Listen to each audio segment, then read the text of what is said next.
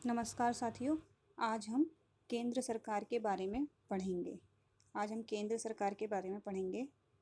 केंद्र सरकार क्यों होती है या सरकार क्यों बनाई जाती है? सामान्य हितों के लिए सरकार बनाई जाती है। सरकार के 3 अंग होते हैं: व्यवस्थापिका, कार्यपालिका और न्यायपालिका। सरकार के 3 अंग होते हैं: व्यवस्थापिका, कार्यपालिका और न्यायपालिका। व्यवस्थापिका को 2 भागों में बांटा गया है, एक संघीय व्यवस्थापिका और एक राज्य व्यवस्थापिका। आपने देखा होगा, कई बार सुना होगा राज्य सरकार और केंद्र सरकार के बारे में।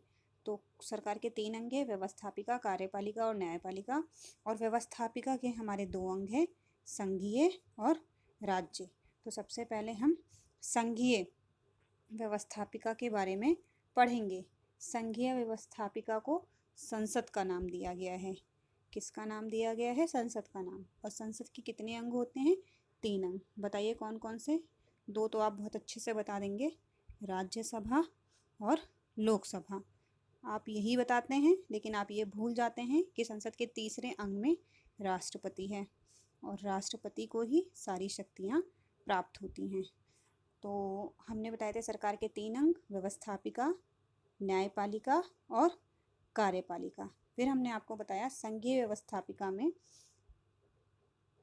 व्यवस्थापिका को संसद कहा जाता है और संसद के 3 अंग होते हैं: राज्यसभा, लोकसभा और राष्ट्रपति। राज्यों की परिषद को राज्यसभा कहते हैं। और राज्यसभा को हम उच्च सदन के नाम से भी जानते हैं। लोगों की सभा को लोकसभा कहा जाता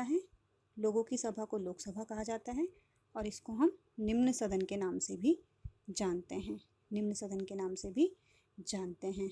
और बाकी राष्ट्रपति के बारे में आपको पता ही है, भारत का प्रथम नागरिक होता है राष्ट्रपति और बहुत सारी शक्तियाँ इनमें निहित होती हैं।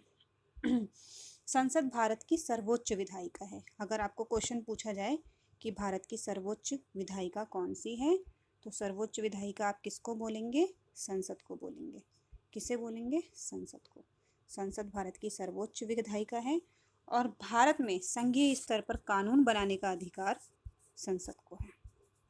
ये चीज़ आप याद रखेंगे कि संघीय स्तर पर कानून किसके चलते हैं?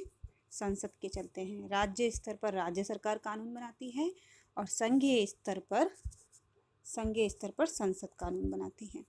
और इसीलिए संसद को हम क्या कहते हैं? सर्वोच्च विधायिका भी कहते हैं। आगे की जानकारी के लिए सब्सक्राइब करें, लाइक करें। धन्यवाद।